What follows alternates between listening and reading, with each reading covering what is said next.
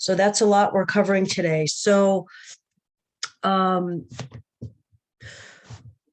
far as how we want to do today, we can go through each of the chapters quickly. I have some teaching points for each, and then we can go to the study guide and start to review the study guide. How does that sound? Good. Good. Yes. Okay. All right. Okay. So let's start with ethics. Why are ethics so important in community health? Well, in overall nursing, but why in community health? Why would you think?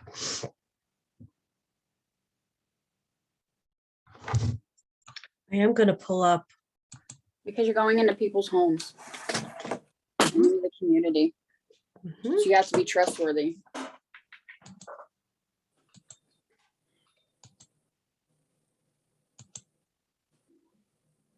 Okay. What else?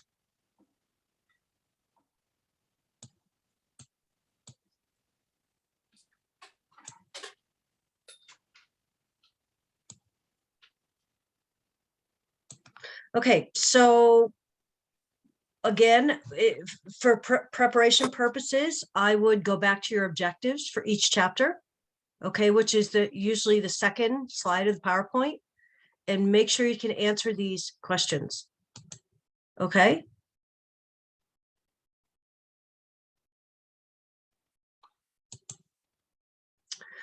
Okay, so with regards to ethics, ethics is a body of knowledge, and as such is more than just being a good person, okay?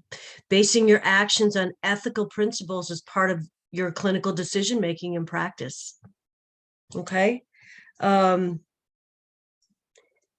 You can go back and read through the history, but we need to have an understanding of what ethical decision-making entails. Okay, what are the ethical issues? What are some ethical dilemmas?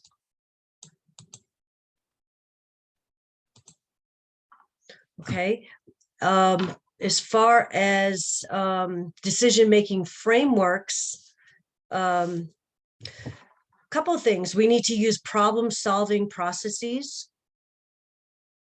right? We need to have guides for making sound ethical decisions that could be morally justified.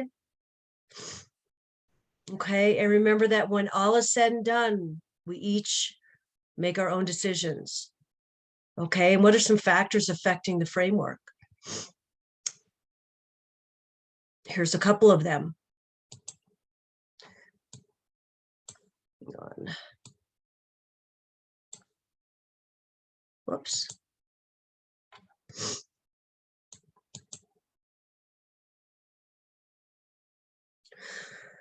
Okay, what is the decision-making framework? Okay, what I would do for this week is I would review the PowerPoints.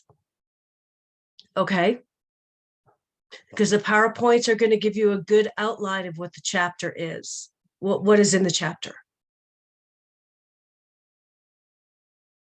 Okay, the objectives here in the PowerPoint are the same objectives at the beginning of each chapter.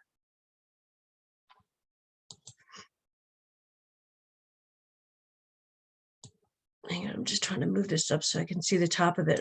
What are some ethical issues and ethical conflicts?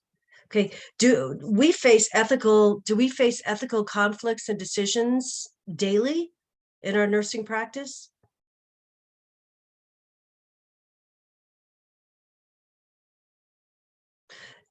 Absolutely. Has anybody experienced being in a situation with regards to an ethnic conflict? And would you like to share with the group what that situation was?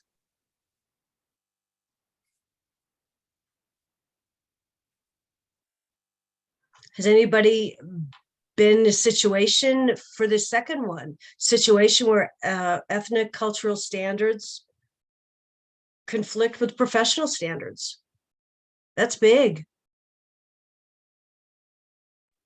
The only thing that I can think of was there was one time at the hospital I was working for, we had a terminal wean, and You had a what? it was a terminal vent wean, Okay. and she had voiced that she was not ready to go. And she was only, if I remember right, she was in her late 20s, but it was drug related, and she was paraplegic.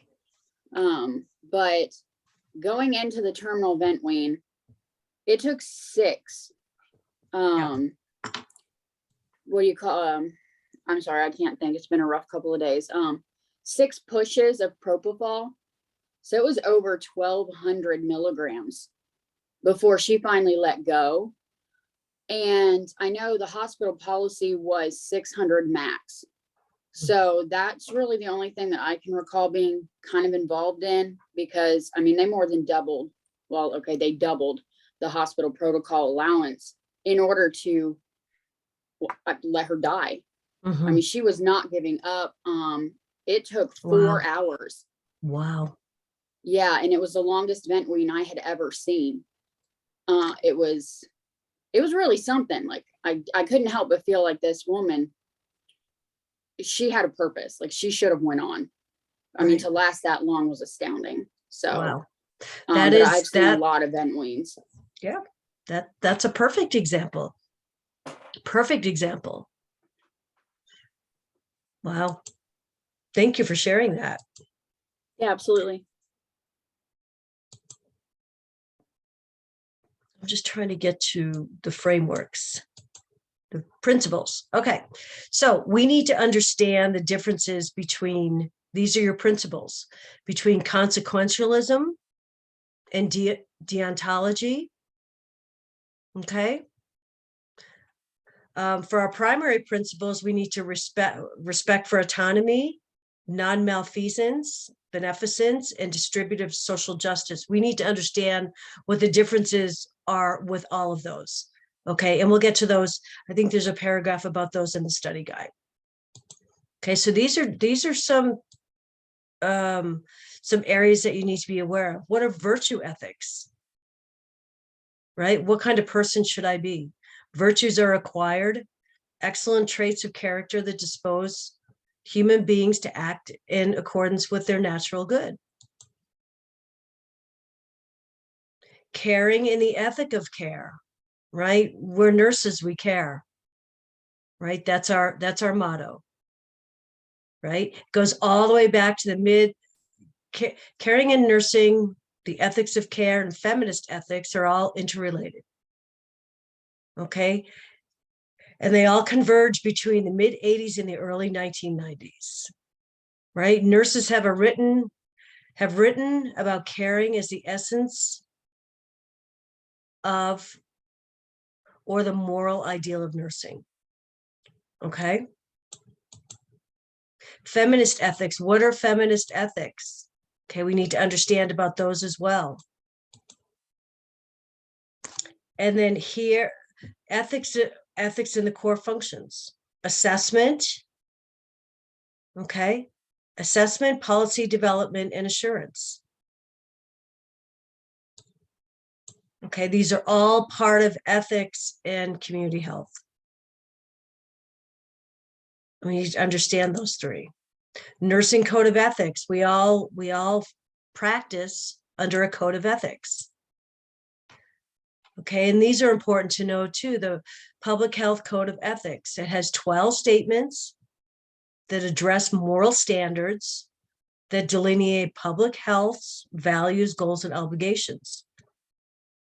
Okay. Advocacy and ethics. Right? What is advocacy? It comes up in every chapter. Right? Advocacy is the act of pleading for or supporting a course of action on behalf of a person, group, or community. Right? We have a moral mandate to establish ethical standards when advocating for a healthcare policy.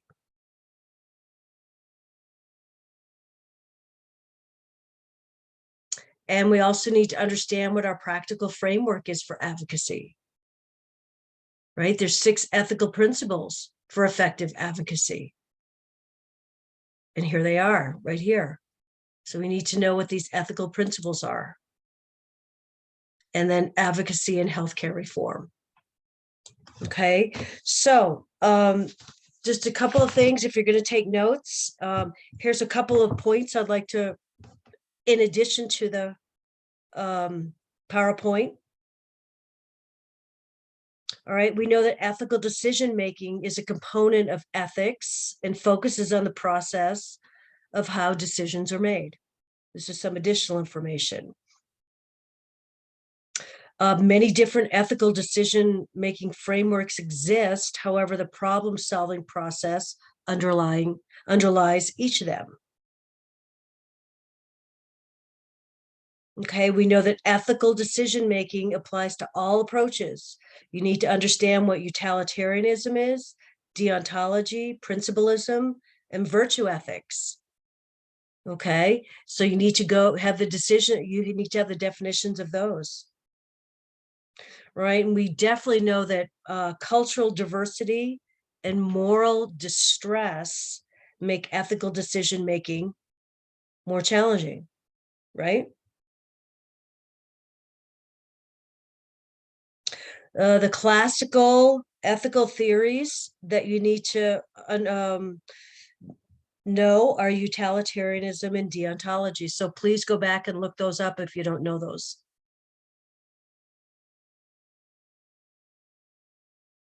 Okay, we just talked about the core functions of nursing and public health: assessment, policy development, and assurance. Please know Healthy People 2020 for this chapter, chapter 4. Okay, it addresses the access to care. And please review the Code of Ethics, right? The 9 statements that address the moral standards that help us identify what our values, goals, and obligations are. Okay.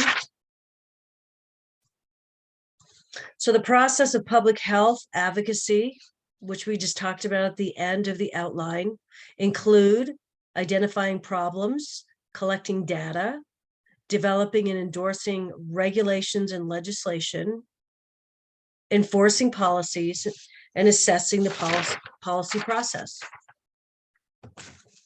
Okay, so there's a lot to know about, there's a lot of information in your ethics in chapter 4. Primarily, I just went through what you need to pull out and know: ethical principles, ethical theories. Okay, I'm going to go through this quick so we can get to the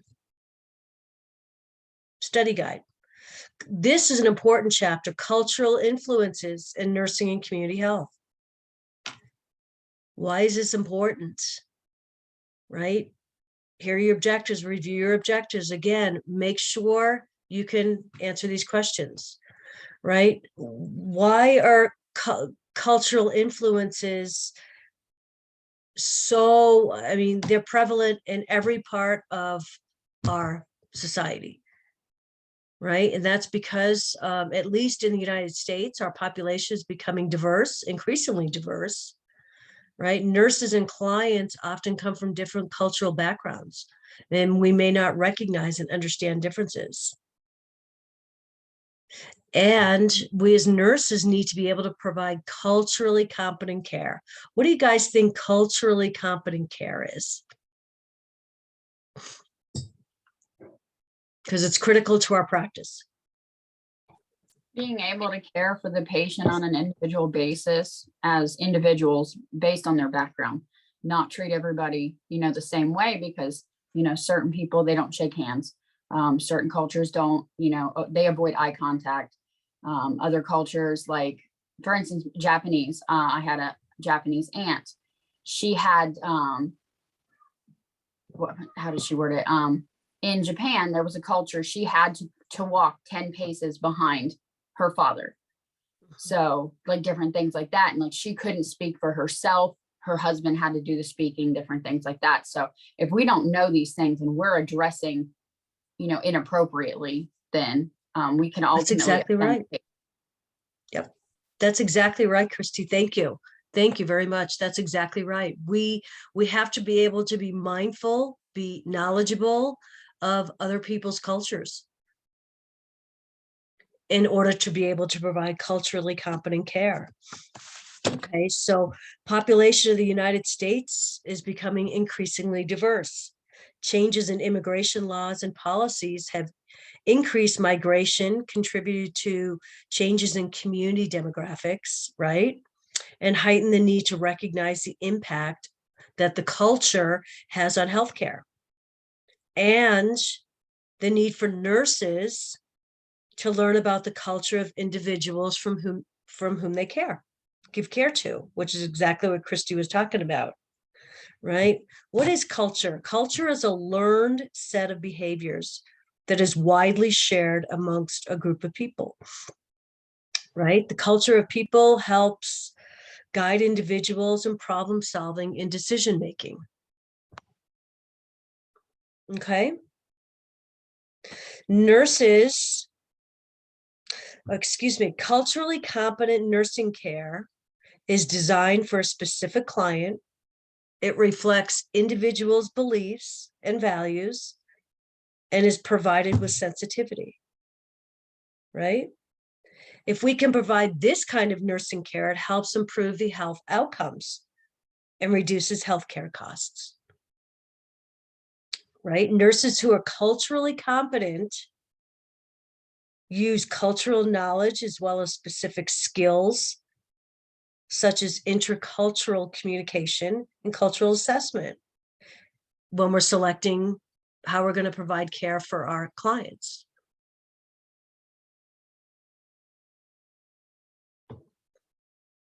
Okay, there's four modes of action that nurses may use to negotiate with clients and give culturally competent care. Okay, cultural preservation, cultural accommodation, cultural repatterning, and cultural brokering. So we need to understand those four, and those are in the chapter. Okay. Nurses should perform cultural assessment on every client we interact with, right? Cultural assessments help nurses understand the client's perspectives of health and illness, which is what Christy was talking about, and thereby guide us in discussing what our culturally appropriate interventions are going to be. Right? This varies with age, education, religion, socioeconomic status.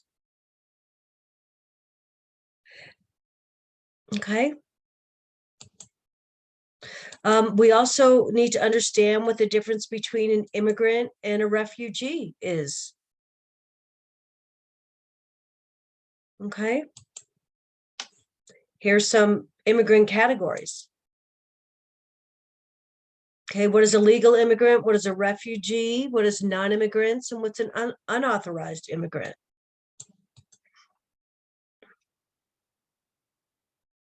Okay, here's a really good slide. 6 is a really good summary of factors to consider for providing health care for immigrants.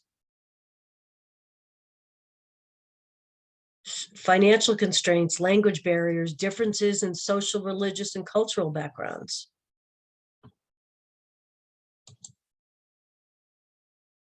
Okay, what are your definitions of culture, race, and ethnicity? And what's the definition of cultural diversity? Slide 8 refers to the degree of variation that is represented among populations. Awareness of the presence of differences among the social group. And here's my favorite slide of the whole cultural discussion is, what is cultural competence?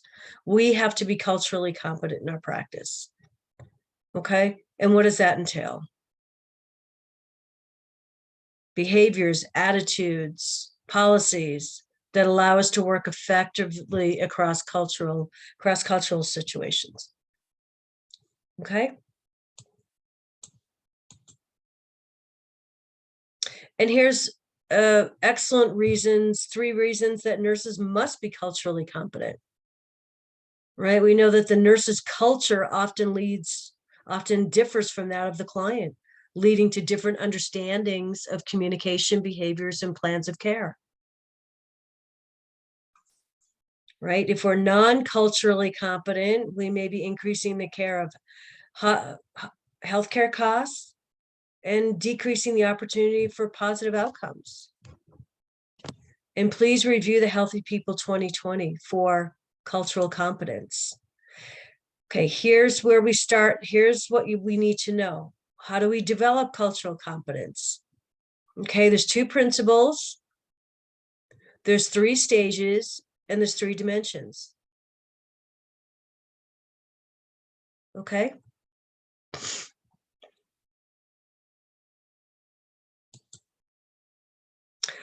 And here's our concepts in which we develop our cultural competence. We must have cultural awareness, knowledge, skill, encounters, and desires. Okay, and this means that we need to be familiar. We need to ask questions about cultural awareness, cultural knowledge. We need to be able to practice what kind of interventions or what are appropriate cultural interventions for that particular client.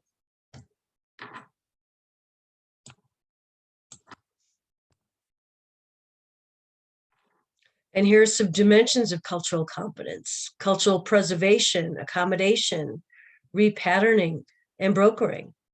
We just said that. And what are some, this is big too, slide 14. What are some barriers? What are some inhibitors to developing cultural competence? Right? Stereotyping, prejudice, racism, ethnocentrism, cultural blindness. Okay, lots of different barriers. Then how do we do a cultural nursing assessment? Okay.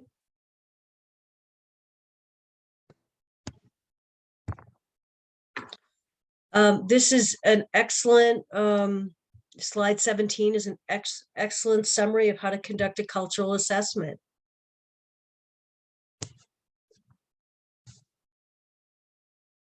We need to be aware of what cultural group differences are. And if you haven't reviewed the PowerPoints, this is all new, so it will seem like a lot of information. Okay.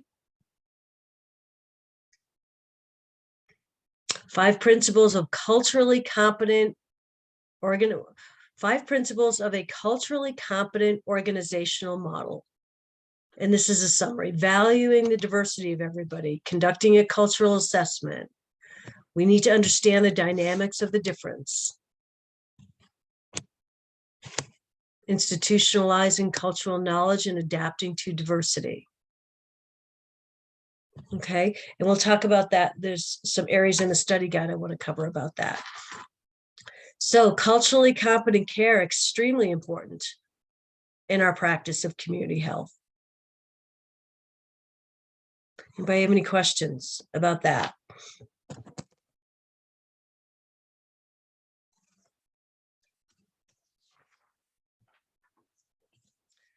Okay, let's go to our next chapter, which is case management. What do you guys think case management? What is it, case management? What do case managers do? They help manage the care of the patient outside the hospital objective. So they help attach them with community resources, Right. Sometimes even social networking for like the elderly, anything that's going to help them with their, their ADLs and everything at home in order to enhance their, their life. Yeah. Excellent. Thank you very much, Christy. Right. So as nurses, we function as case managers most of the time. We're the ones who are coordinating care. We are the ones who are organizing care. We are the ones communicating. I think of a patient being discharged from the hospital that has lots of needs, maybe needs physical therapy, occupational therapy. That discharge case manager from the hospital, that nurse from the hospital, has to coordinate all that care at home. Okay, so the big term that case management falls under is care management, right? So case management is a strategy that's used in a process called care management. So we have to understand the definition of care management first, right? So this is the process in which the population manager establishes systems and monitors health status, resources, and outcomes. Okay, that's the big picture. And then case management falls under care management. And here's some building blocks used by case managers. Okay, case managers are your coordinators of care. So here's some building blocks. You're looking at risk analysis, data mapping, data monitoring for health processes. Okay, you might be doing epidemiologic investigations for unexpected illnesses, right? Multidisciplinary development. That's important. Multidisciplinary, because you are working with a multidisciplinary team. Okay.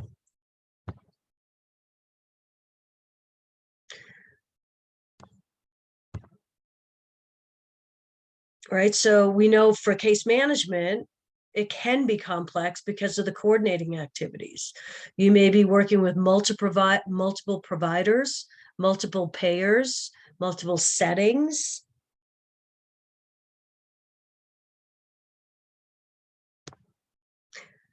What are some characteristics, roles, and knowledge and skill requirements of case managers?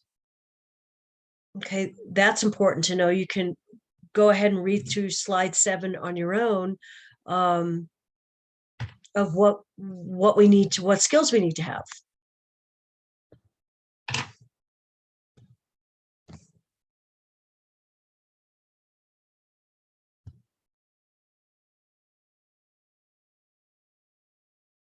Okay, and again, advocacy skills for case management, right? We know that as nurses, nurse advocates, we make the client's rights a priority, right? Our aim, our goal is to promote self-determination in a client group, right? So what kinds of what are we going to be doing within our advocacy role? Well, we definitely are going to be informing our clients, supporting our clients, affirming our clients, and helping them problem solve.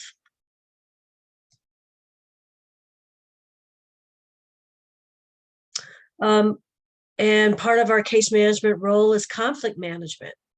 Okay, what skills do we need to have for that? Right, we need to be able to help clients manage conflicting needs and scarce resources. Okay, we have to have the skills of negotiating, assertiveness, cooperation. Remember, we are our client's voice. We are advocating for them. And we need to be collaborative as well. So we need to use our collaboration skills for case management. Okay, and here's a list of what skills for collaboration we might need. And then what are some barriers? What are some issues we might face in case management? Legal issues, ethical issues.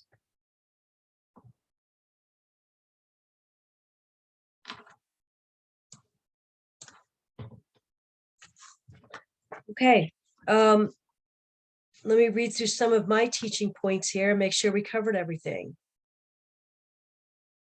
Right, an important role of the nurse in the community is to be that of a client advocate, which is part of case management. Right, when performing the advocacy role, conflicts may emerge regarding the full disclosure of information, accountability to multiple parties, and legal challenges to clients' decisions.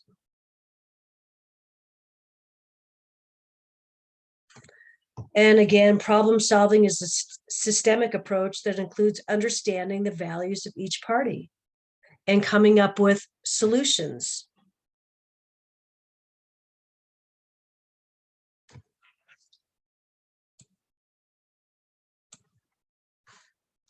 Okay, so that's case management. Let's go into disaster management. Okay, disaster management is real important for community health. Okay, so I do want to go through this. The number of disasters, both human-made and natural, continues to increase, as does the number of people affected by them. The cost to recover from a disaster has risen sharply because of the amount of technology that must be restored, right? And as nurses, we are chapter 14 now. Nurses are increasingly getting involved in disaster planning, response, and recovery through their local health departments and local government. Okay, so disaster, what's the definition of disaster? Any natural or human-made incident that causes disruption, destruction, and or devastation. Okay, here's some types of disasters. We primarily focus on natural and human-made disasters for this chapter, but we can have chemical, biological, radiological, nuclear, and explosive as well disasters. There are ways to prevent or manage how people in their communities respond to disasters. Okay, here are some U.S. agencies, directives, and systems that help in disaster management. Whoops.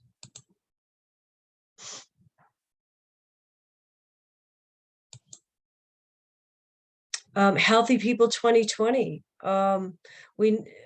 Disasters clearly affect the Healthy People 2020 objectives, right? Have a look at those in chapter 14. They're related to unintentional injuries, occupational safety and health, environmental health, and food and drug safety. So please have a look at those. Okay, so there is a cycle for disaster management. And again, we're just going through the outline here to try and cover these chapters. Go back to the objectives and make sure, you can't stress that enough, make sure you can answer these questions. That's the information you're going back and looking for in the book. Okay. What is the cycle? Okay, obviously, prevention, preparedness. What is the role of the nurse in preparedness? Everybody that works in an environment should be participating in disaster drills. Is that correct? They're everywhere now, they're a requirement.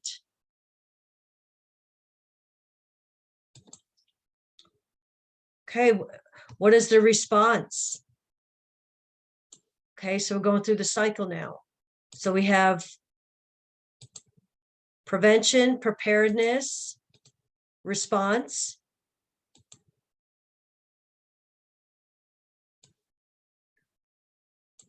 How do disasters affect communities?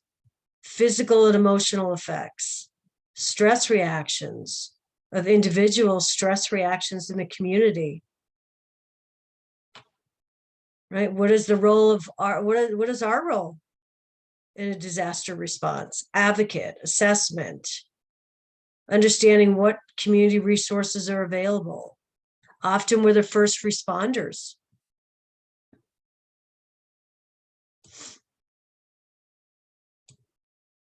Shelter management, right? We may be in a disaster, we may be assigned to shelters. Right? What would our role be in a shelter? It's right here. Okay, the next cycle is recovery.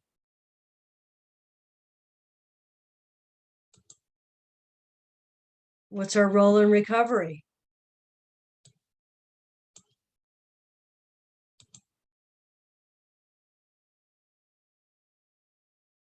Okay, so nurses, the point of this is nurses are becoming increasingly involved in disaster management in all stages of it. Preparing for it, planning for it, in an actual disaster, and post-disaster, the recovery.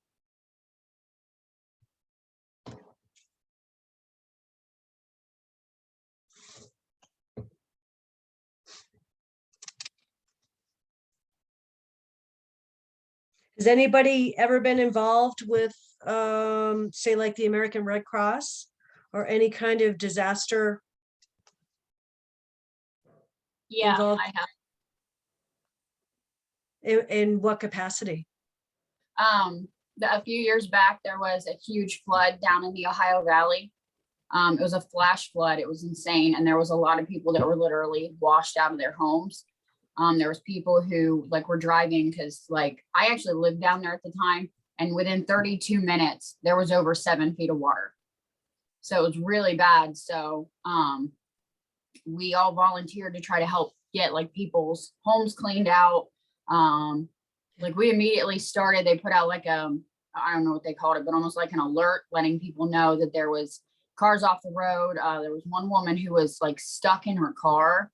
The water was up to just above the door handles. So me and a couple other volunteers, we had to get this woman out of the car. She was freaking out and like she kept climbing higher in her car. And like, I don't know if it just, she wasn't really thinking about the fact that she could have busted the window. But we had to get her out.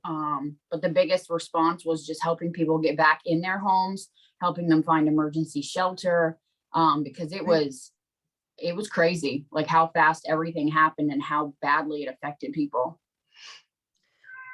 And yeah, exactly. And we do, as nurses, we play a role in every part of that cycle,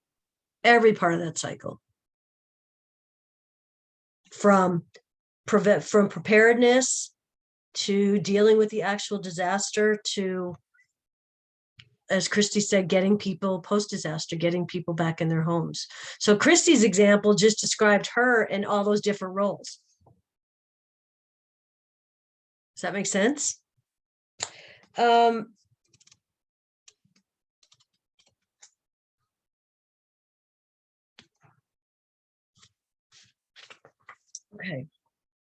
Okay. Next, our chapter 15 is surveillance and outbreak. Okay. Again, go through your objectives. Make sure you can answer these questions.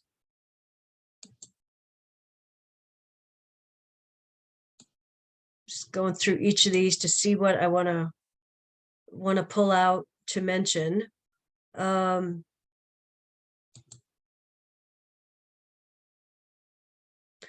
Definitions and importance, surveillance, disease surveillance, event, biological, chemical terrorism.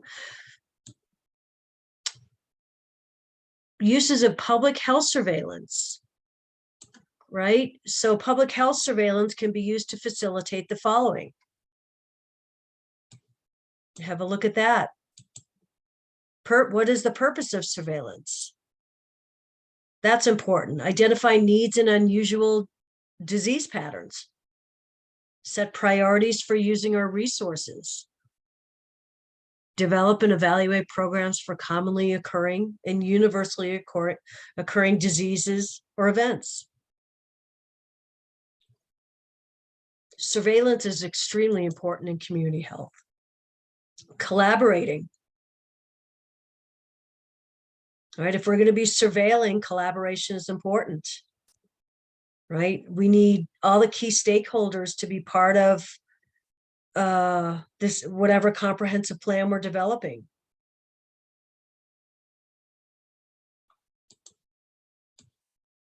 What are some core competencies that nurses need to have if you're participating in surveillance?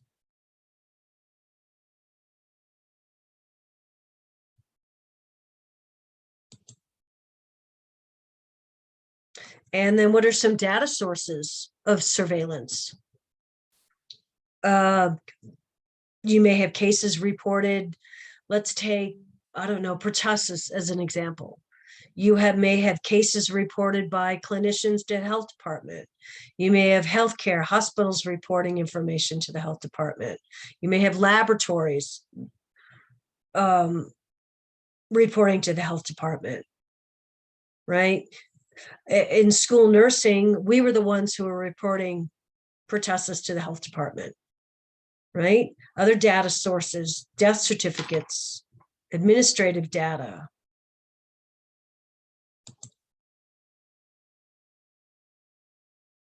And then box 15.3 in chapter 15 will show you what other national notifiable infectious diseases.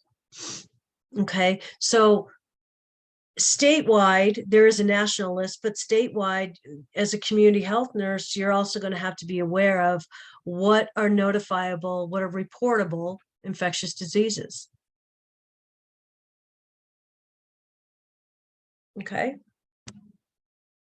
So in the schools, we have a whole list of things that come up that, if they come up, that have to be reported to the health department. That's how we do our surveillance.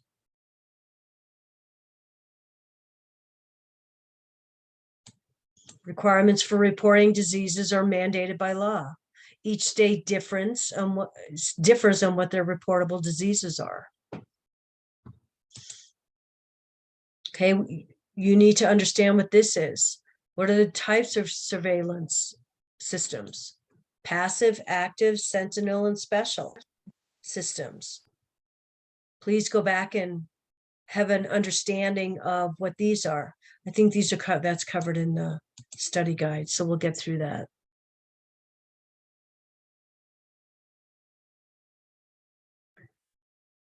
Okay, so here's lots of different terms for defining the magnitude of a problem or an event. Is it endemic? Is it hyperendemic, sporadic, epidemic, pandemic? Is it an outbreak? What are the patterns of occurrence? Okay, so we're talking about the investigation. So starting at slide 13, we need to be able to follow along with the investigation, right? Defining the problem. What are the patterns of occurrence? Okay, is it a common source outbreak? Is it a point source? Is it a mixed outbreak? When do we have to investigate? Okay, so we'll cover a little bit of that in the study guide. So that's our surveillance and outbreak information, right?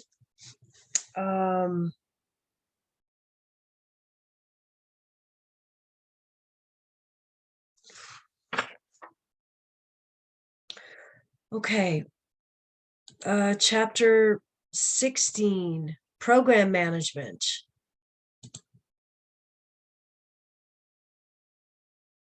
Okay, so now we're going to shift gears here to program management. Consists of assessing, planning, implementing, and evaluating program. That's your ADPI. Okay, the program management process is like the nursing process. Planning and evaluation are essential elements of program planning. Okay. Benefits of program planning. Okay, so think about you as the community health nurse and you're planning programs in the community. Okay, that's what this chapter is about, right? So in your basic program planning, obviously, you need to have a need, right? What are the needs of the community? And the first thing you do, we've talked about this before, is a needs assessment. What is the problem?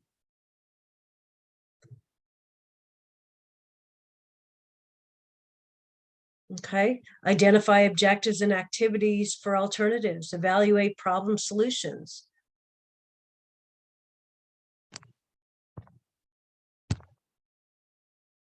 Okay, we need to understand these three program planning models are on slide 7.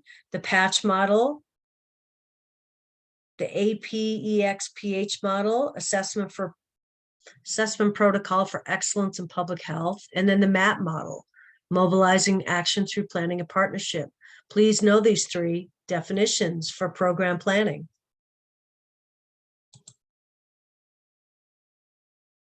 And then what are the benefits of evaluation? Showing whether the program is meeting its purpose. Right? You need to be able to answer the question of the needs for which the program was designed being met. Are the problems it was designed to solve being solved? Okay, what's the process that we go through as community nurses for program evaluation? Do we engage our stakeholders? Do we bring everybody that needs to be at the table? Are they at the table? Describe the program. Focus the evaluation design, gather credible evidence, justify your conclusions, and ensure the use and share lessons planned.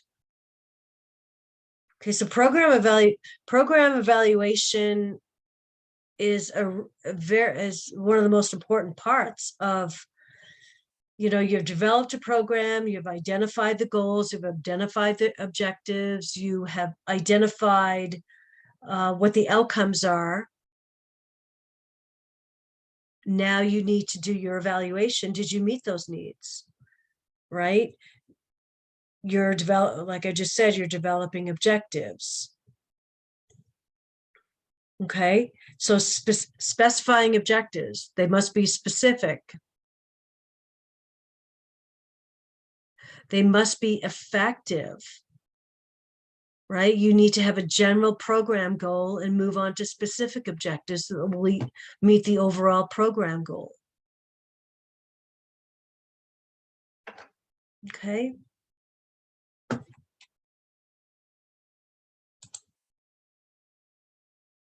And this starting on slide 10, it goes through formulation of objectives, sources of program evaluations,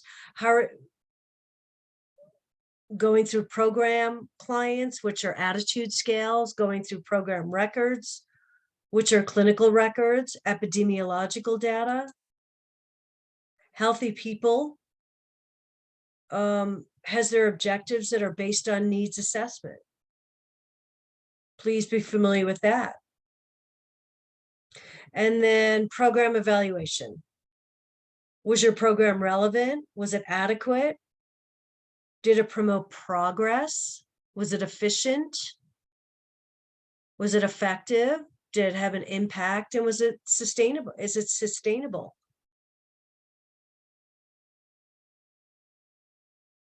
Okay, so this chapter really focuses on not so much the development of the program, but how you evaluate if your program was effective.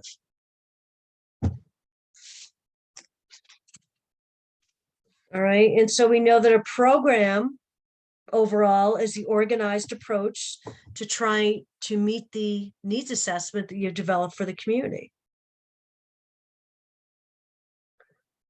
And program planning uses the ADPI.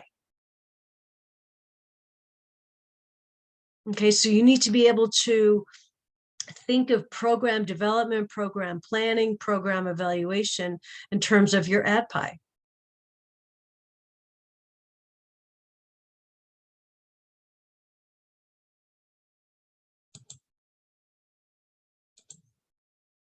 Okay, let's go. I'm trying to finish up here with the last two chapters, and I'd like to spend a good part of the last hour on the study guide. Okay, so chapter 17 talks about managing quality and safety.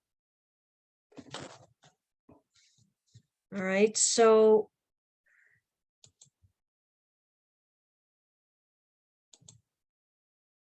let me ask you guys this. Why do we feel like quality improvement, quality control is important in our practice of nursing?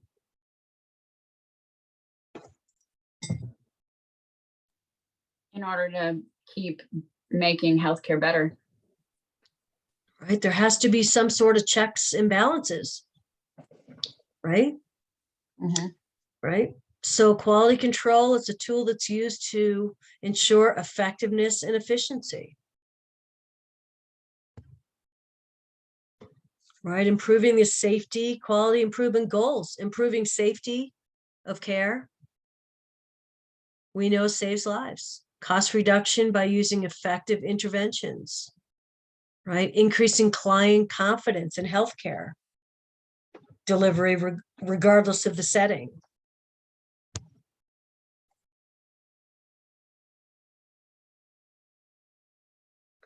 how do we ensure that the public is aware of, that we do have safety and quality in mind? Can be done through report cards, community health report cards.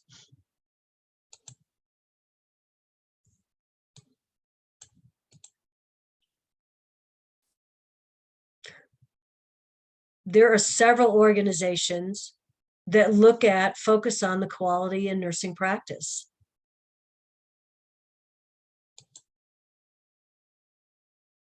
Okay, and some definitions. This is a good slide to understand. What's a definition of quality? What's a definition of quality healthcare?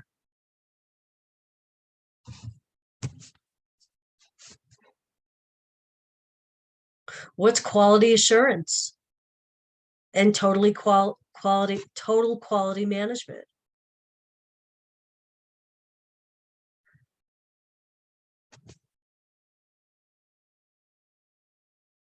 We need to understand the difference, these definitions. What is the difference between total quality management and continuous quality improvement?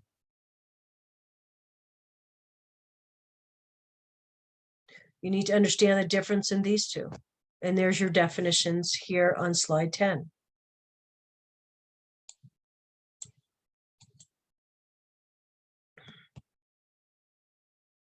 Here's a good slide on on some of the differences.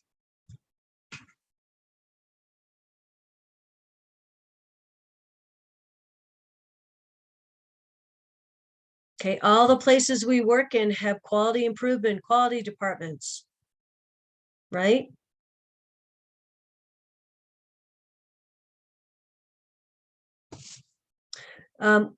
Continuous quality improvement. Continuous quality improvement is always working towards quality improvement. Okay, so they're working towards, maybe you do surveys, asking employees what's working, what's not working. That's continuous quality improvement. Okay, you're always looking for opportunities.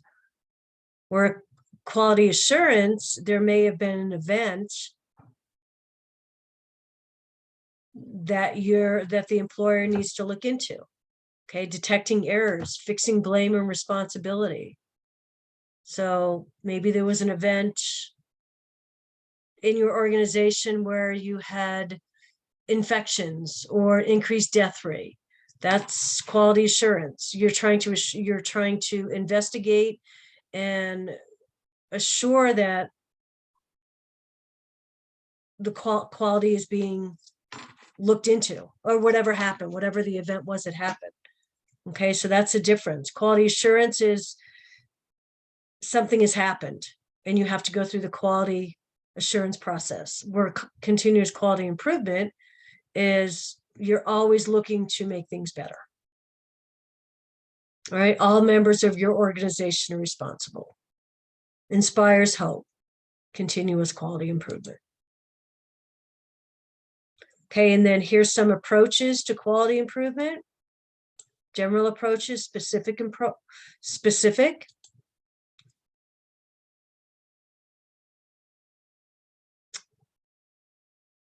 Okay, so what's the primary purpose of a quality assurance program? Is to ensure that the results of an organized activity are consistent with the expectations. Okay, we look at the structure, the process, the outcome, and the evaluation. And then documentation, we know, is essential to the evaluation of quality care in any organization. Documentation provides the records that we need to do any kind of investigation. And then Healthy People 2020, in this particular chapter, their objectives are related to quality healthcare. So please be familiar with those.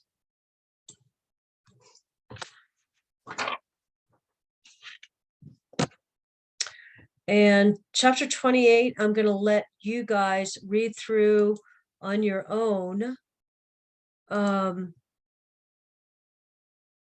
because I want to go to the study guide and cover these specific cover all these specific topics. Okay. But remember, just take a look at your objectives in chapter 28 and be able to answer these questions. Okay.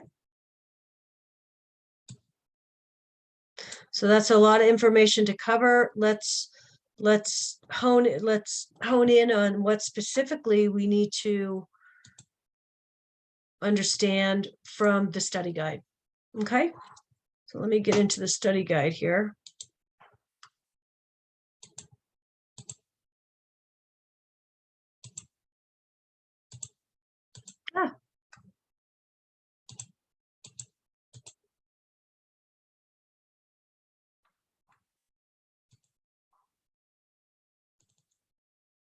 Okay, has everybody had a chance to look at the study guide?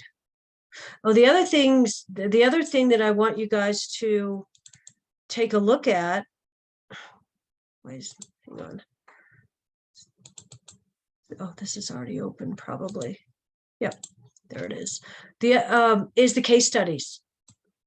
Okay, the case studies in these chapters, again, the rationales. Okay, the rationales in these case studies are important.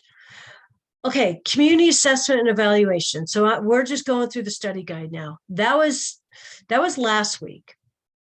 Okay, so does everybody have their study guides pulled up? Okay. Okay, yes. So here's what we need to know, right? Community refers to the dimensions of place, people, and function. We need to know what those are, right? And this paragraph gives you what each of them are. Dimensions of people tells you what that is. Okay, dimension of place. Okay, so people, place, and function. All right. So this paragraph is identifying what each of these mean. How do you identify a community with regards to place? Remember, that's the geographical boundaries, or one example. Who are the people that make up your community, and what is the function?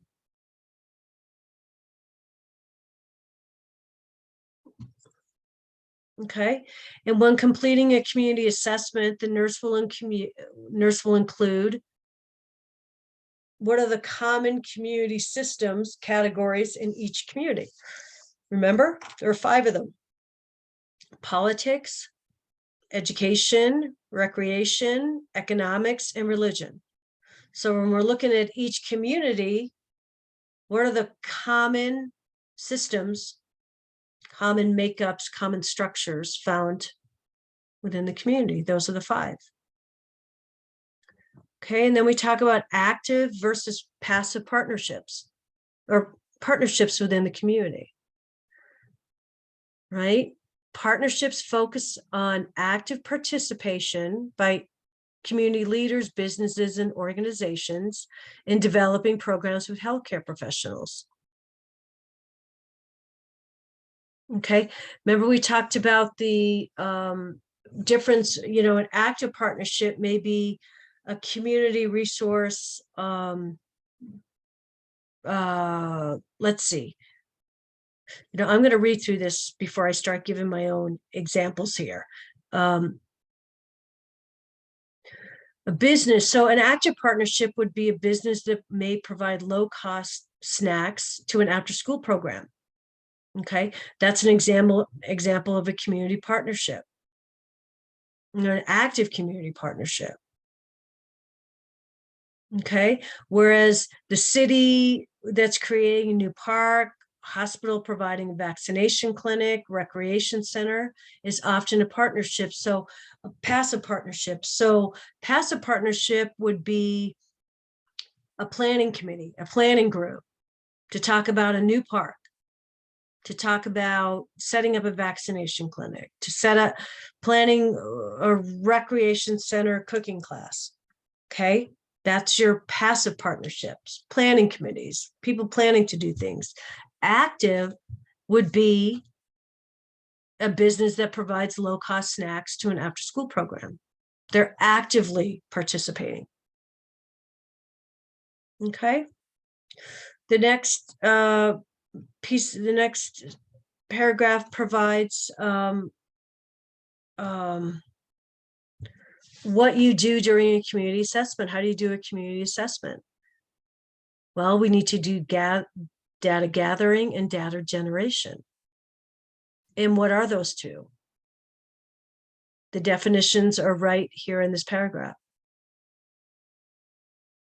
with some examples. So know the difference between, or at least know that part of our community assessment involves data gathering and data generation. And what is the difference between those two?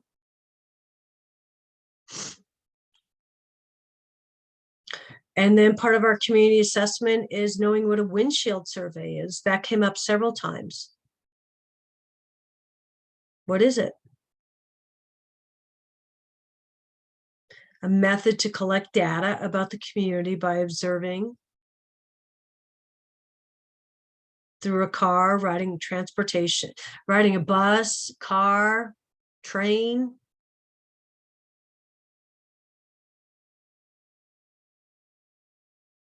Okay. So that's our community assessment and evaluation section. This is the information to be familiar with. And then what's evidence-based practice? Okay, so we know that evidence-based practice represents a cultural change in practice. Okay, it provides an environment to both improve nursing practice and improve client outcomes. Right, and then the first step towards implementing evidence-based practice is recognizing the current status of one's own practice and believing that care based on the best evidence will lead to improved client outcomes. Okay.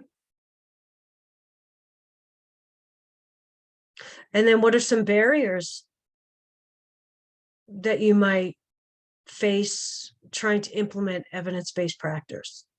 It goes through a few of them here. You know, willingness to improve, willingness to accept it, knowledge and research of current evidence, attitudes and beliefs. You know, there are some people you'll work with that just want everything to stay the same.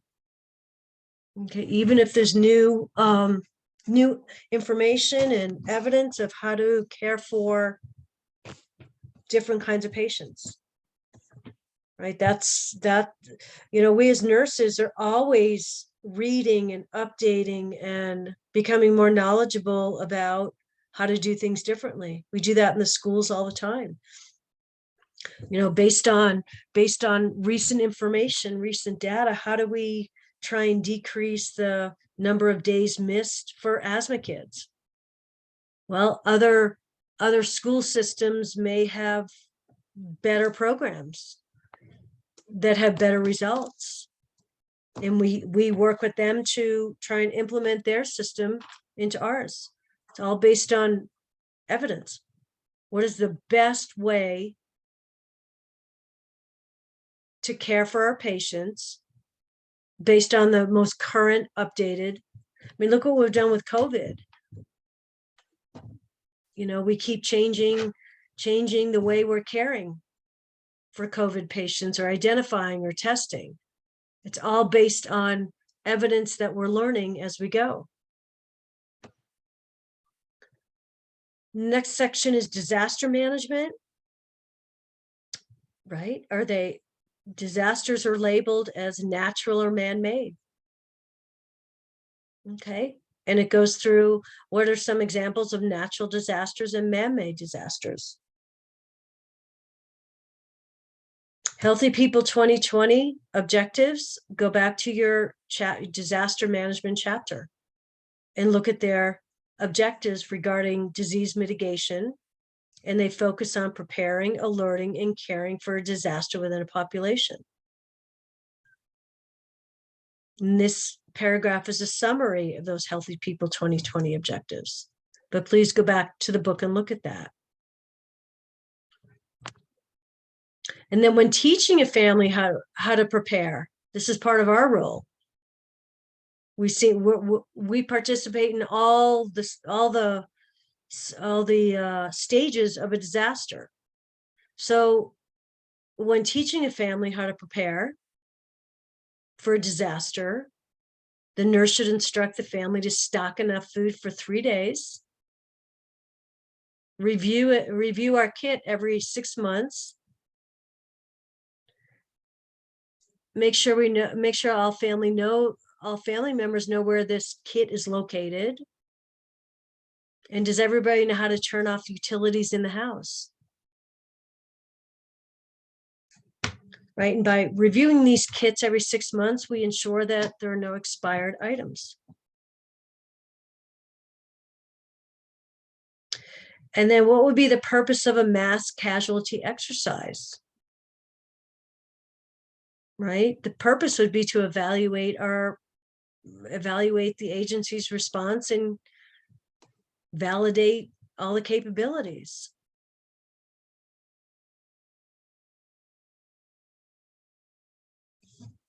Okay, and then what agencies are important or are going to be involved when a federal emergency or disaster has been declared? Right, the National Response Framework. What are they and what do they do? Who are they and what do they do? Right, the role of the National Response Framework is to support the community experiencing a disaster with things such as transportation, housing, medical resources, search and rescue, and firefighting.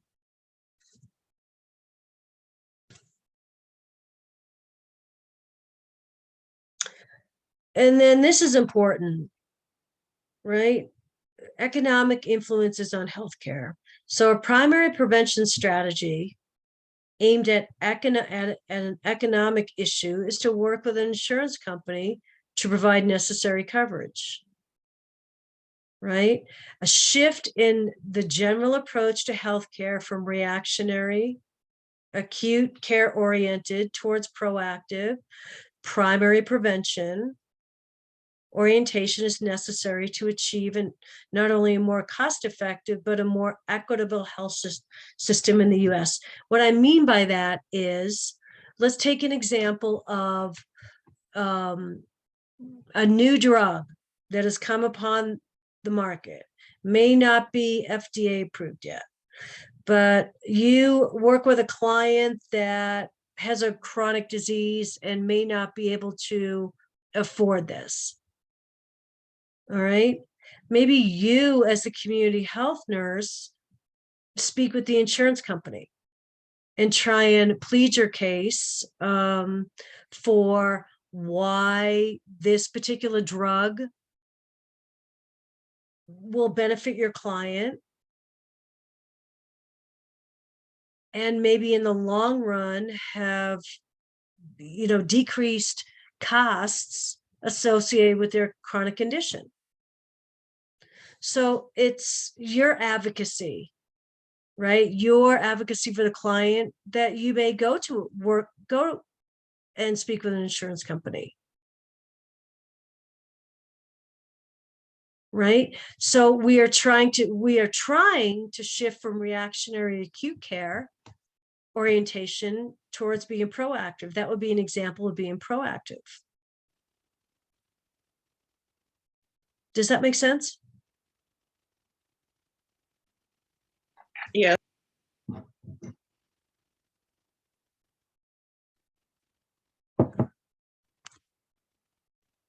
So next section is using health information, okay, to develop our community-based education programs. Right? So we first have to identify the issue that requires education. Right? And then we select our learning theory to use as a framework. And then we pick our teaching strategies. And here we know that learning is you learn through 3 different domains: cognitive, affective, and psychomotor. Right? We know that affective learning focuses on changing values and exploring feelings. And we know that cognitive learning focuses on the thinking through memory, understanding, reasoning. And we know that psychomotor learning focuses on performing the skill. So that's you teach and teach back. You teach a client something and you want them to demonstrate their learning. Teach back method.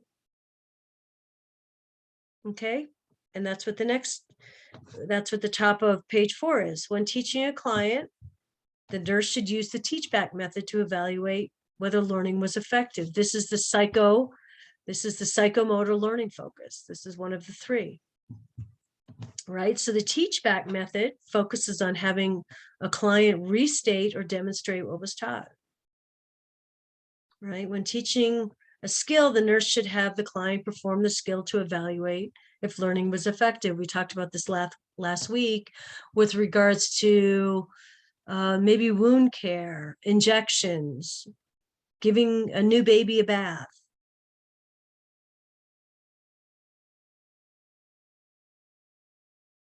Okay, and then when designing an education program, what are important aspects of this? Nurse should develop a program's message so that the participants clearly receive it and understand it. And here's some other suggestions. Nurse should keep the content to a limited number of points to avoid overwhelming the learners. The nurse should use an active voice when presenting the content. Handouts and posters can be useful in enhancing the message. And then the nurse can use stories and examples to deliver the content, and instead of providing lots of statistics and lots of medical talking points that may be over their head. And then we also know that in addition to the 3 different ways people learn, different populations learn differently. Okay, so adult learners all have preferred methods of learning. Okay, Generation X learners, usually self-directed and like to work in teams.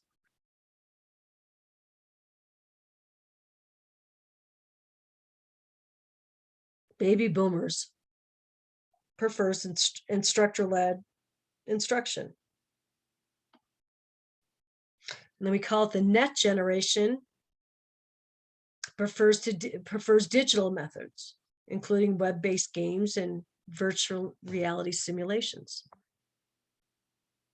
Okay, so you need to remember not only with that community education that people learn differently,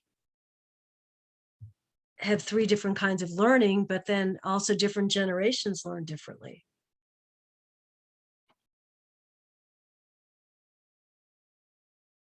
Okay, the next section is government, law, and policy activism. Okay, so liability concerns for case managers exists when the following 3 conditions are met. We're talking about malpractice here. It must meet all of these. Okay, the provider had the duty to provide reasonable care. A breach occurred through either an act or an omission of an act. And then the act or omission caused the injury or damage to the client.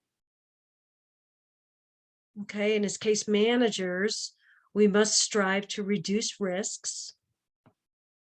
Obviously, practice wisely within our scopes of care, acceptable standards, and limit legal defense costs through professional insurance coverage. And then you need to know about the Shepard-Towner Act and what was the role they played in the development of public policy. And that this is a summary of that. And then Healthy People 2020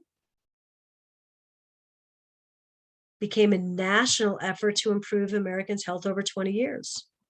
And it talks about what the first goals were. Okay, and this paragraph goes through 20 years of changes. So it goes through Healthy People 2000, Healthy People, all the way to Healthy People 2020, and how their goals and objectives have emerged over the years. So for example,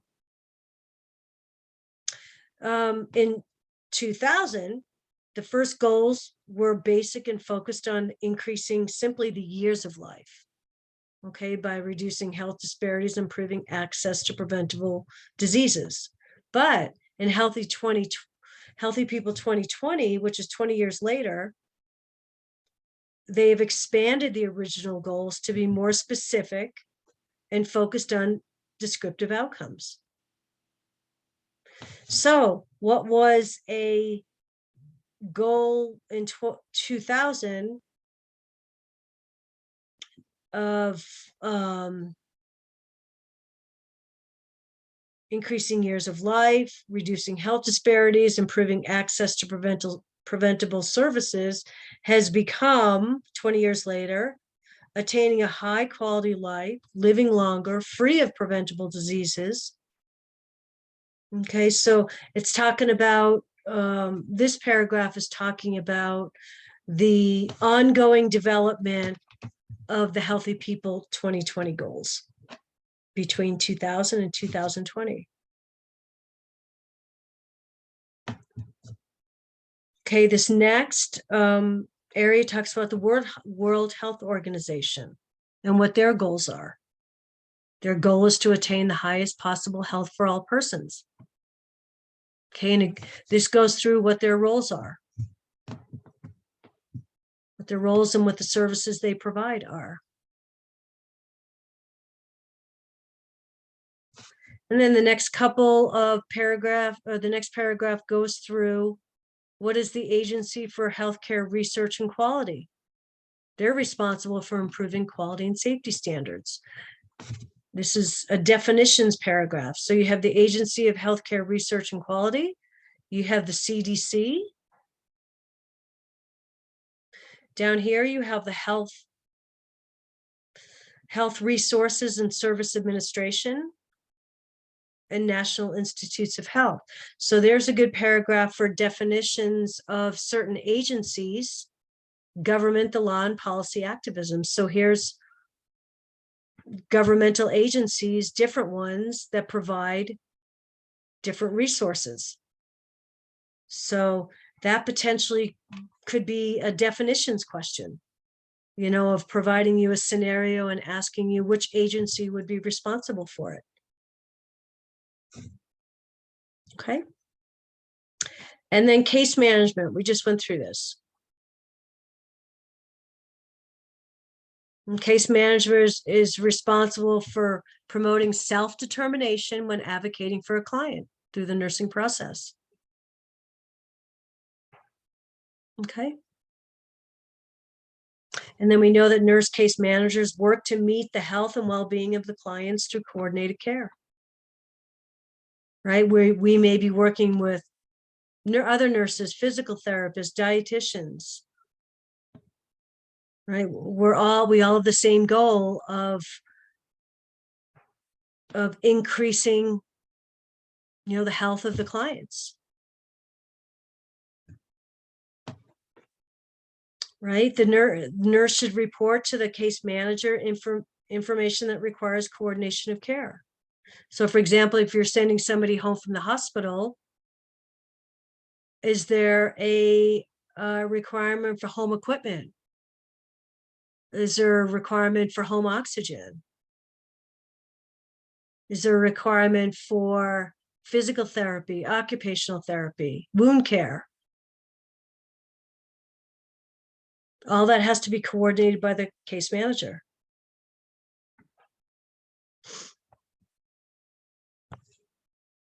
And then violence and human abuse. We talked about this last week.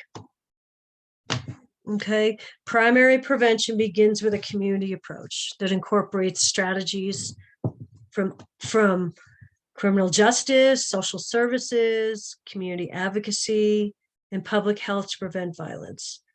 And then we went through this a few times last week. Some communities have used the following, and it gives you 5 bullets of suggestions, ideas that communities have used to decrease violence. Okay, you can read through that. And then infectious disease prevention and control. What do we want to know about that? We learned this last week. Vaccines are one of the most effective methods of preventing, controlling communicable diseases. Okay, you can read through this.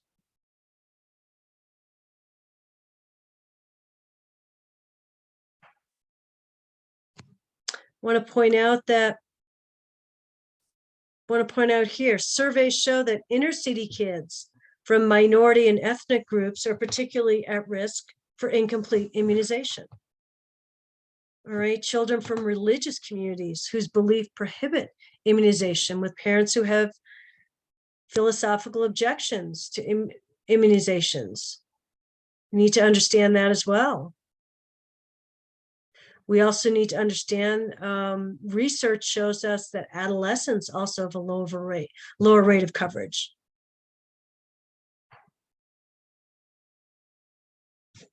Okay. So infectious disease prevention and control, have a look at that paragraph. Lots of important information in there.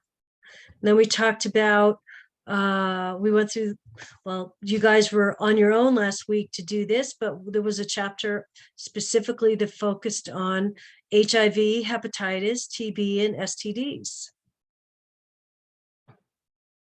Okay, and here's some important information about some of those. Sexually transmitted diseases are a major public health challenge in the United States. And it goes through what some bacterial infections are, which can be treated with antibiotics. That's the point of this paragraph. Bacterial infections can be cured with antibiotics, but there are also viral infections that cannot be cured. Okay, and they talk about the newly emerging antibiotic resistant strains of gonorrhea. Okay, and these STDs, the viruses cannot be cured. They're chronic diseases leading to a lifetime of symptom management and infection control.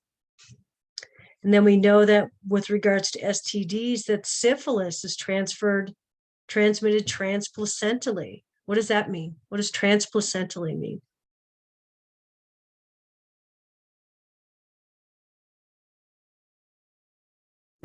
It means it's through the placenta, so from like mother to baby, but through the blood filtered through the placenta to the baby.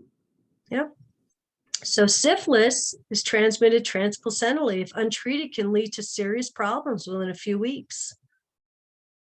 Right? Untreated syphilis can cause premature stillbirth, blindness, deafness, facial abnormalities, disability, or death.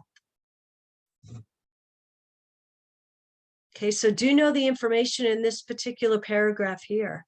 The difference between bacterial and viral STDs, how each of them are treated, and what the potential outcomes are if not treated. And then we just covered this briefly today, but in more detail, it's here, surveillance outbreaks. Okay. Right, so we know that during surveillance, we need to collect our data, analyze it, interpret it, and disseminate it.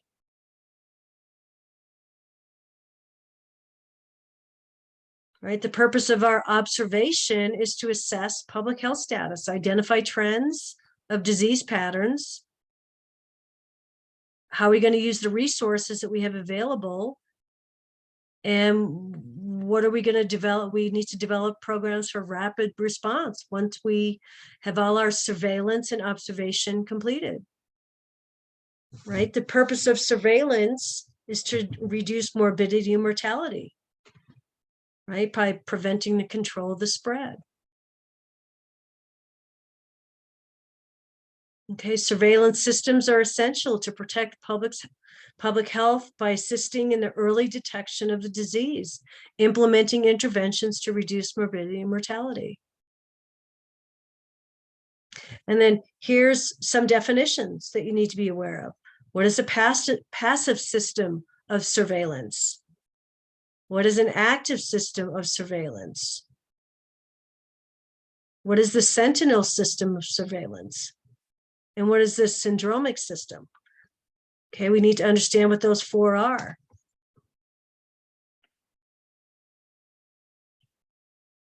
Okay, the next paragraph talks about patterns of occurrence.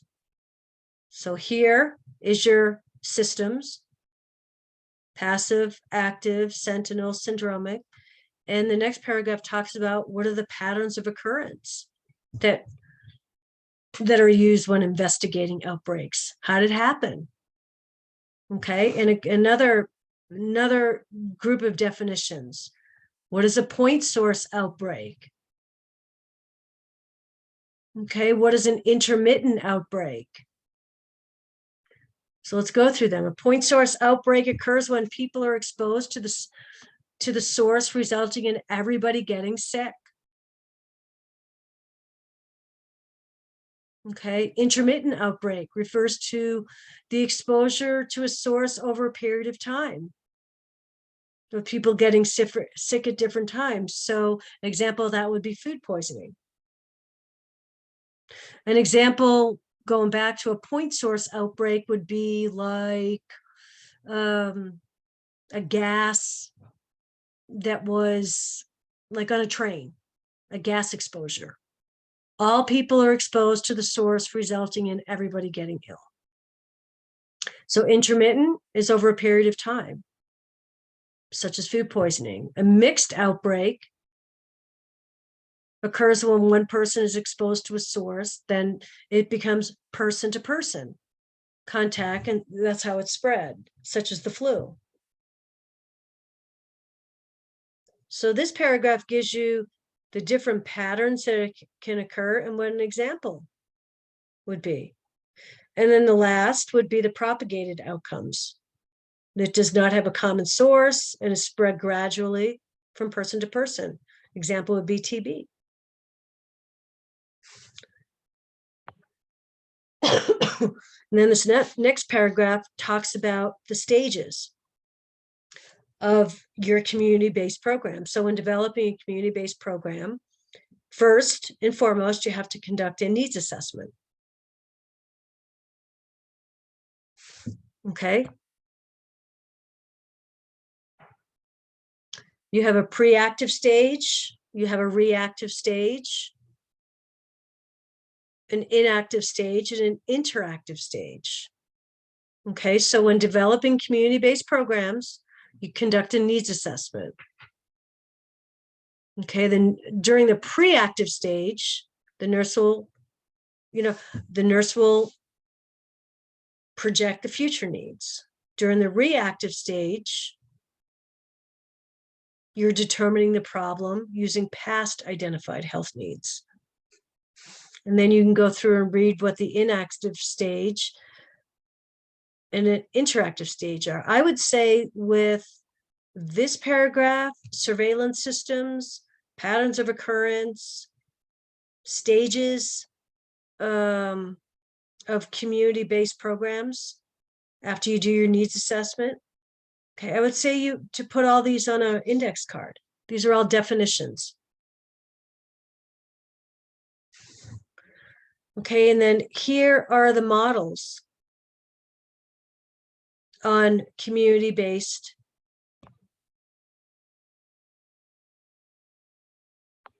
programs. Okay, patch model is one. The assessment protocol for excellence in public health is another one. And then the mobilizing for action through planning, the MAPP. Okay, so these are three different models for program planning. And this here gives you an example of what each of them are. Patch model focuses on mobilizing the community to act. The next model focuses on assessing and setting priorities. And then the map model develops a framework for long-range planning.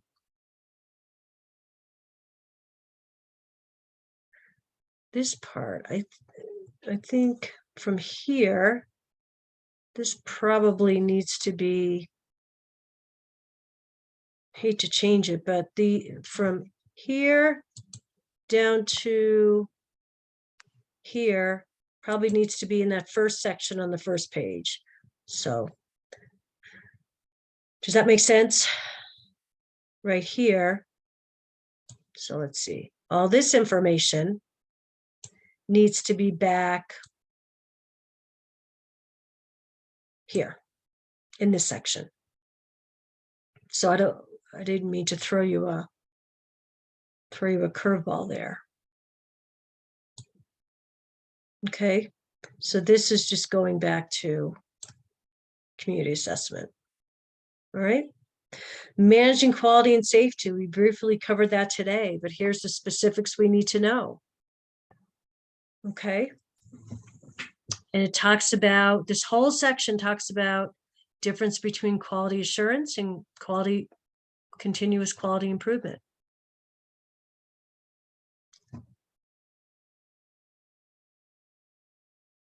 So we covered top three, and then what I wanted to highlight was the tracer method. Okay, so remember, we're talking about managing quality and safety. So the tracer method is a measure of the process and outcomes of care. Okay, so what we need to understand about the tracer method is the clients need to have several things in common. Okay. So these groups of clients are selected to evaluate the differences in outcomes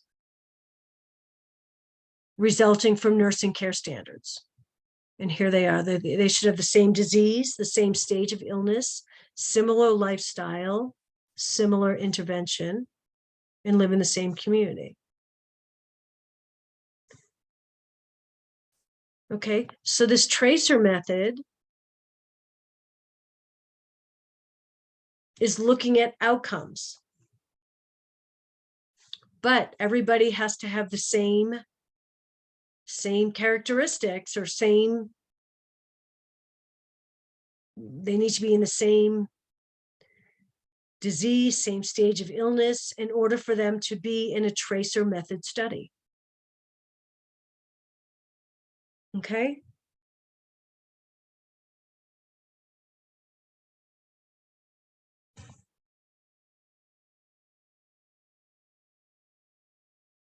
So when evaluating QI programs, you need to understand the different phases.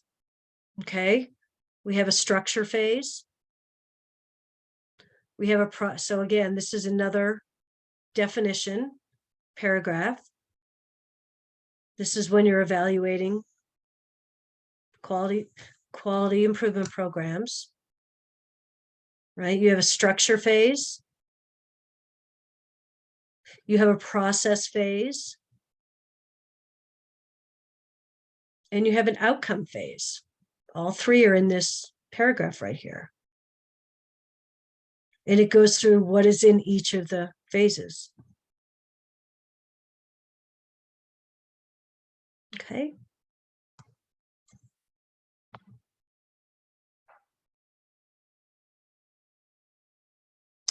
The next section is about ethics. How are we doing on time? Okay.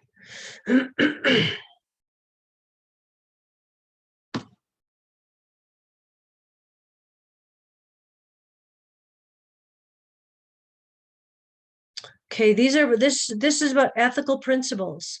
Ethical principle of respect. Okay, this is definitions as well. The ethical principle of respect, the ethical principle of beneficence,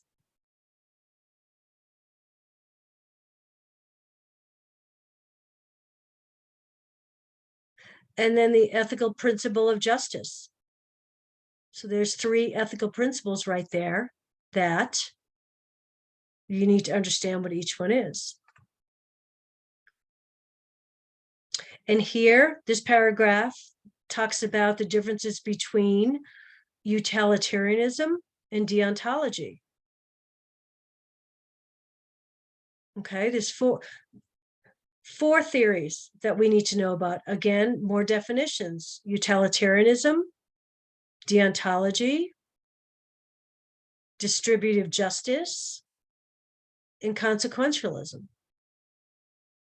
Okay. So understand your 4 ethical theories. And then the next part talks about feminine ethics. Difference between feminist ethics, virtue ethics, and caring ethics.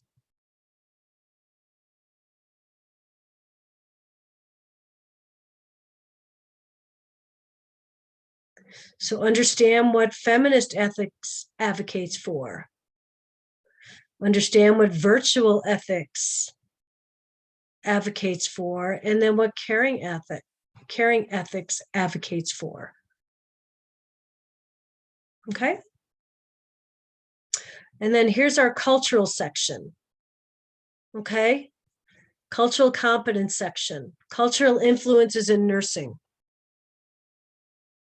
So this first paragraph talks about immigrants, and the second talks about refugees. All right, so it talks about when working with groups of immigrants, you need to consider several factors that can influence their healthcare access. And what are those factors? Well, they may be financial, language, differences in social, religious, and cultural backgrounds, lack of healthcare provider knowledge. And then we talk about refugees that have very often left their home due to disasters under terrible circumstances. And what is a priority for the nurse when planning care for this group? It's similar to immigrants in the paragraph above, but there are some differences. Priority for refugees is the access to therapy, because these clients have often experienced trauma on unimaginable levels. Another goal for them is navigating public transportation, understanding social norms.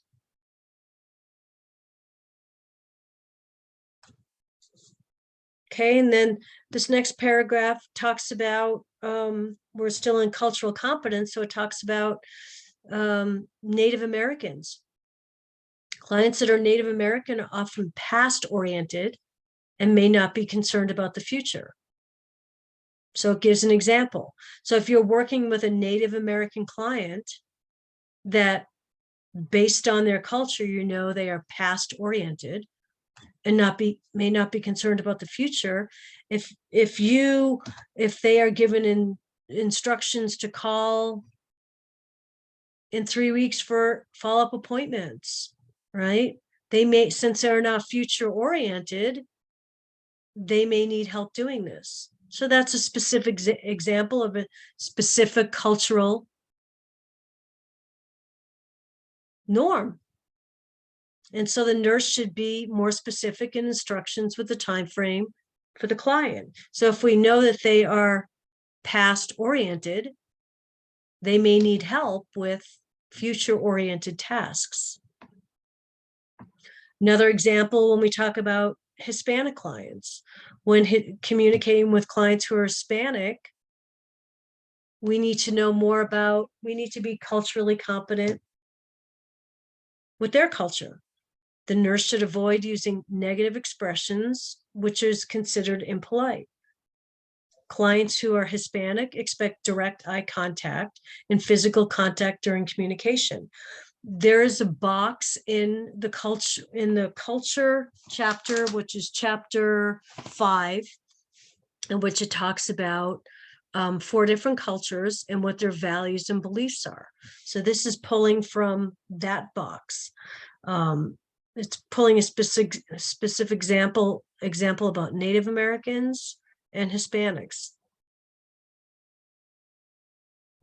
Okay. And then the last part of it is math. Know your drip calculations. And this sets up some formulas for you. Okay, so that's going through is that helpful to go through the study guide like that? Yes. Anybody awake? Yes. Yep, we're awake.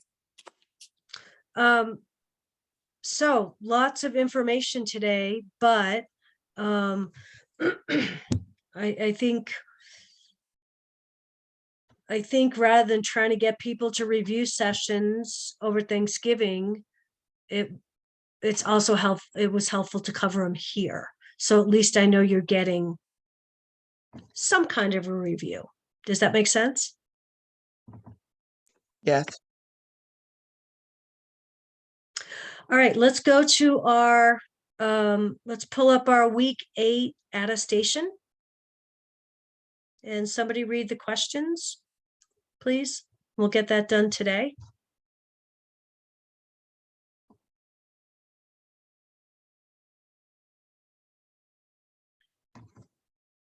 Or are you guys going to make me go back and find them? Is anybody? What are 2 types of disasters, and please give an example of each? Okay, so what are they?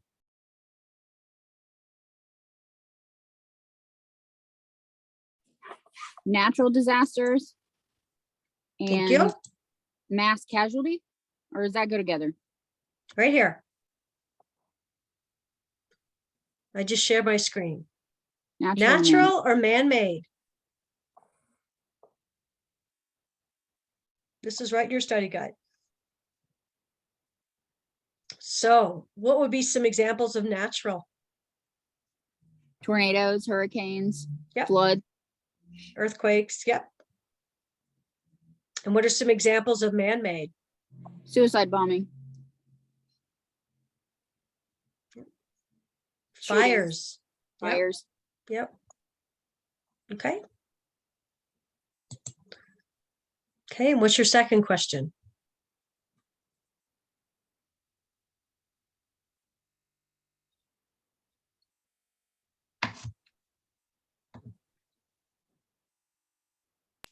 List and define the main nursing ethical principles. Why are they important?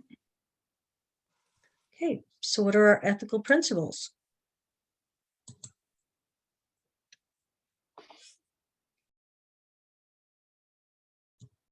I'm just going back to our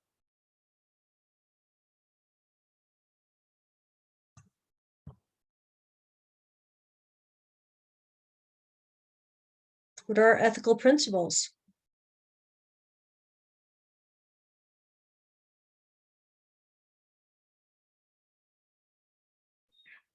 The feminist, the utilitarianism, and then is the deontology, is that one too?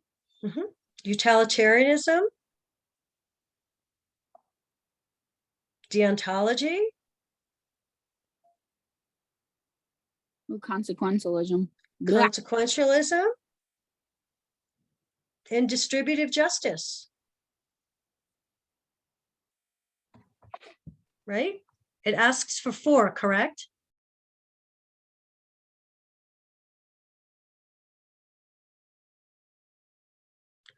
Can somebody read the question again?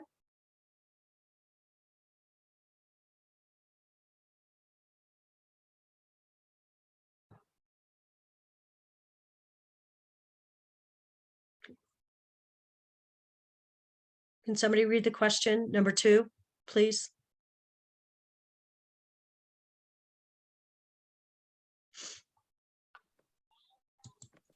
It Sorry. says to list and define the main nursing ethical principles, why they're important.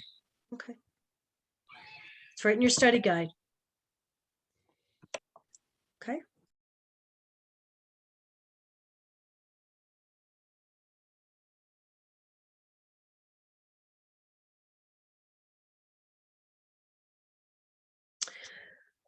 Okay, so feedback. A lot of information today. Just try to do a quick review at the beginning of the chapters and then try and go through the study guide. Was it helpful? Too much information? We doing okay? Where are we at? The study guides are always helpful to me. Okay.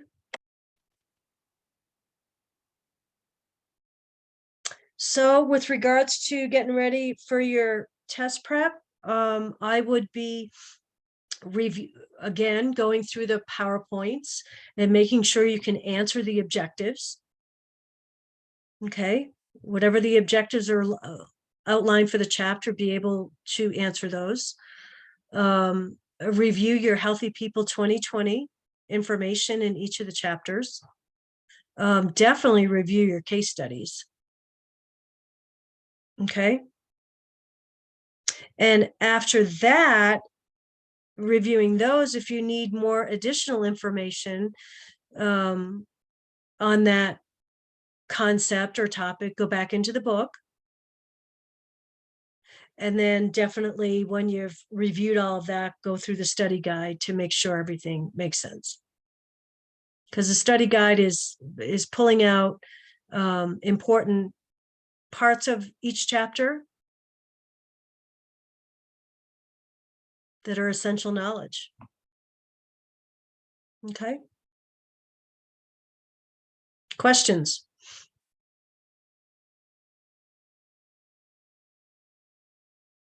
Well, I hope everybody has a wonderful holiday week. Happy Thanksgiving. And we'll see you next week. Okay.